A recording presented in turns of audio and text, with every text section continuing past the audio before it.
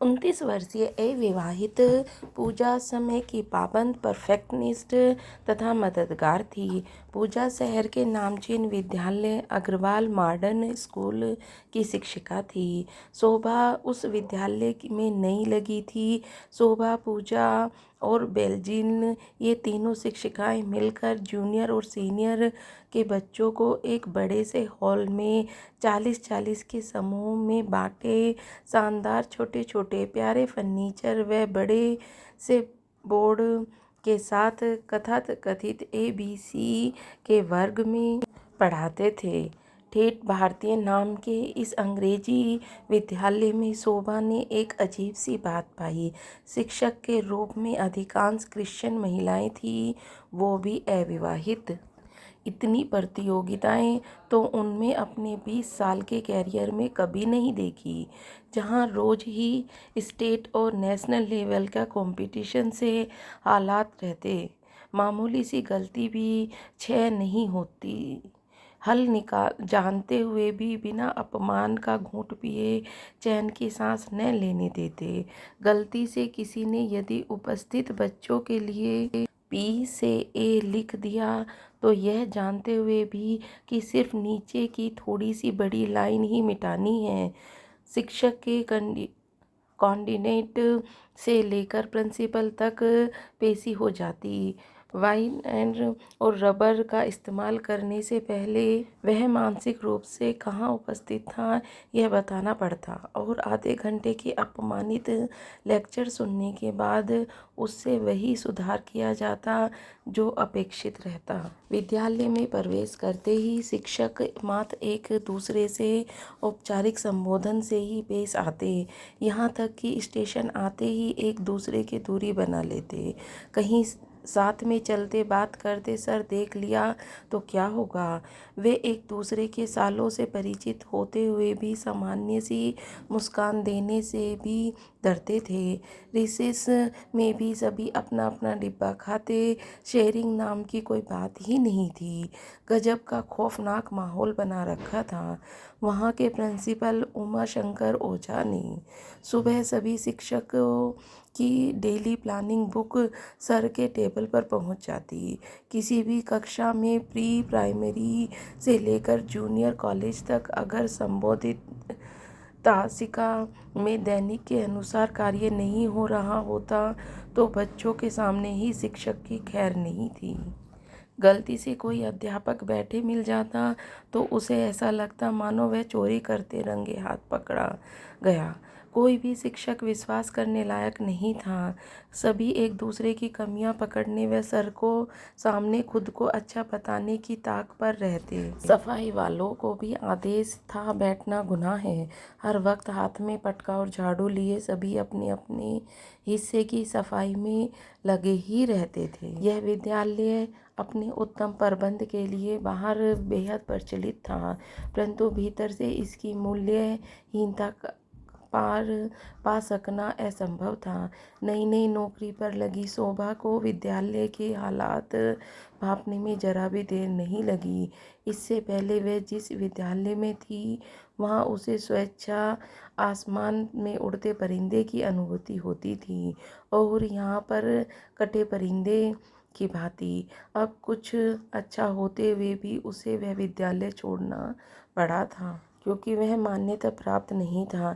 इस विद्यालय की एक विशेषता थी कि यहाँ सभी को अपने हिस्से की पूरी पगार मिल जाती थी, इसीलिए यहाँ सभी अपनी अपनी नौकरी बचाने के लिए एक दूसरे का गला काटने पर ही आमादा रहते।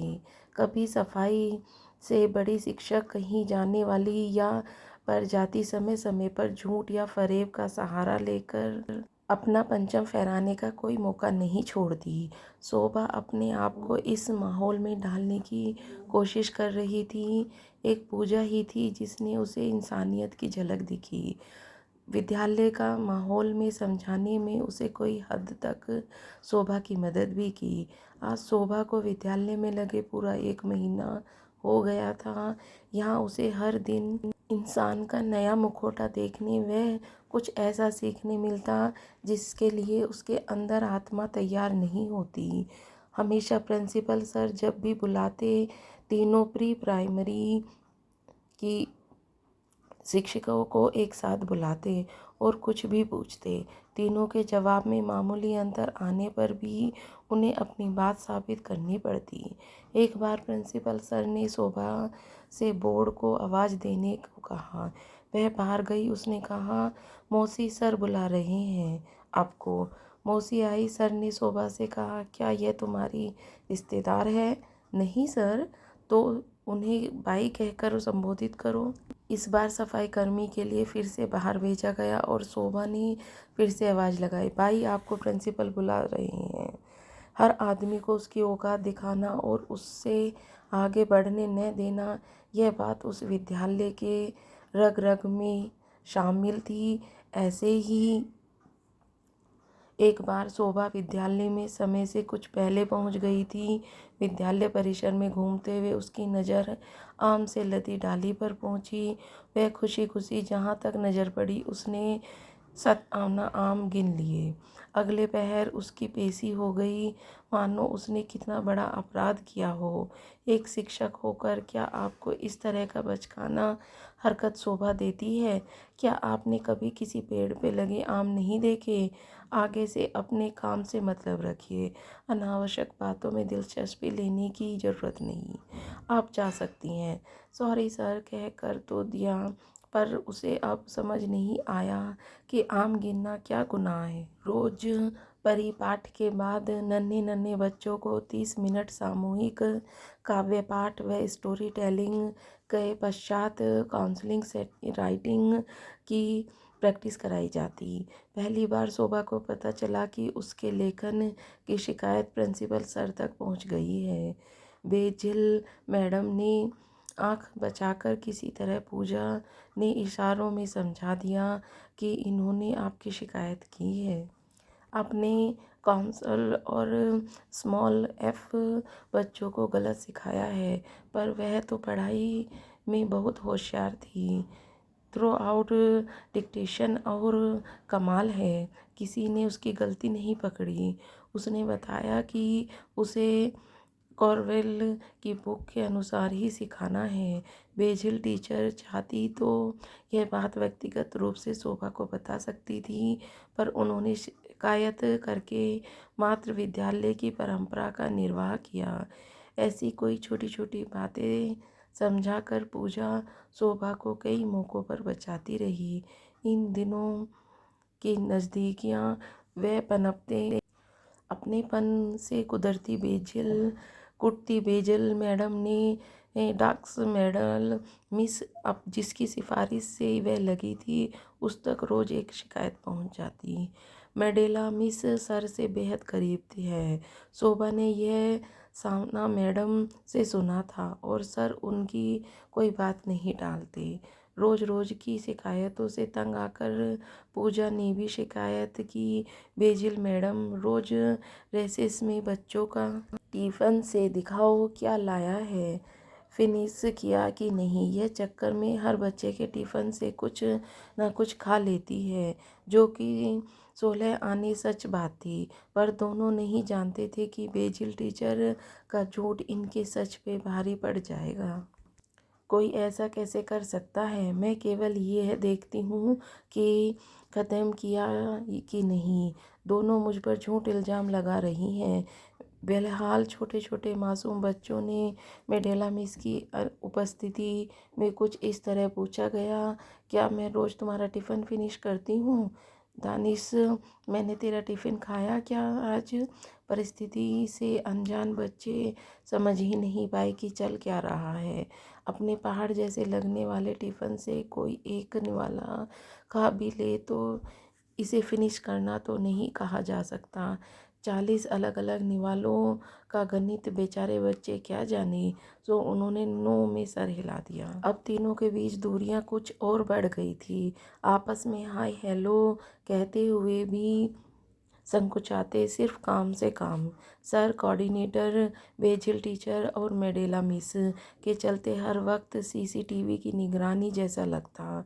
पूरी तरह व्यवहारिक शोभा को यह माहौल में अब घुटन होने लगी थी। एक दूसरे की टांग खींचने के अलावा कुछ नहीं। हर वक्त प्रतियोगिता, मेरा चार्ट, मेरा रजिस्टर, मेरा प्रोजेक्ट, मेरा प्रोग्राम, सब में बेहतर कैसे हो। अपना काम बेहतरीन करना अच्छी बात है, दुर्भावना व ईर्ष्या से नहीं। एक दिन सर की अनुपस्थिति में शोभा से सच की पुष्टि कराने के चक्कर में मेडेला मिस ने उसे अपने कैबिन में बुलाया। शोभा की खूबसूरत पर्सनैलिटी और खुले व्यवहार से प्रभावित हो या जानबूझकर पता नहीं, ऐसी रहस्यमयी बातें बताई कि किसी से कहना तो दूर की बात, वह तो सपने में भी नहीं सोच सकती थी। सर के बेहद करीबी मेडेला मिस उन पर इतने गंभीर आरोप लगा रही थी, उसे अपने कानों पे यकीन नहीं हो रहा था। और आखिरकार वह शोभा को यह सब क्यों बता रही है। वह तो मेडेला मिस की इतनी परिचित भी नहीं, केवल गुड मॉर्निंग और गुड आफ्टरनून का नाता है। तुमको पता है यहाँ इतने अनमैरिड लोगों को ही क्यों अपॉइंट किया है? प्रिंसिपल टीचर ने, है ना? शोभा को बेहद पसंद थी, बड़ी मधुर भाषी थी, सर पर डोला डालती है, चमची है एक नंबर की। सर का किस किस के साथ चक्कर है? सर दिखते और कुछ हैं और अंदर से कुछ और ही हैं, न जाने क्या क्या। शोभा अवाक, उम्र में भले छोटी हो पर इतना जानती थी कि इस तरह की बातें किसी से भी बोली नहीं जाती। सर जिस मेडेला मिस से इतना अच्छा मानते हैं, उनकी बारे में इतनी घटिया राय है। सर से सामने सदा मुस्कुराने वाली, हर बात पर यस सर कहने वाली मेडेला मिस का रूप वो पचा नहीं पा रहा थी। फिर भी उसने यह बात का जिक्र किसी से नहीं किया, पूजा से भी नहीं। कुछ दिनों बाद प्रिंसिपल सर ने तीनों को अपने कैबिन में बुलाया। डर से तो तीनों ही अंदर से कांप रही थी। बम पूजा पर फटेगा, इसकी कल्पना भी नहीं थी। अचानक से सर ने पूजा को डांटना शुरू किया। हम तीनों अवाक, कोई कारण समझ नहीं आ रहा था।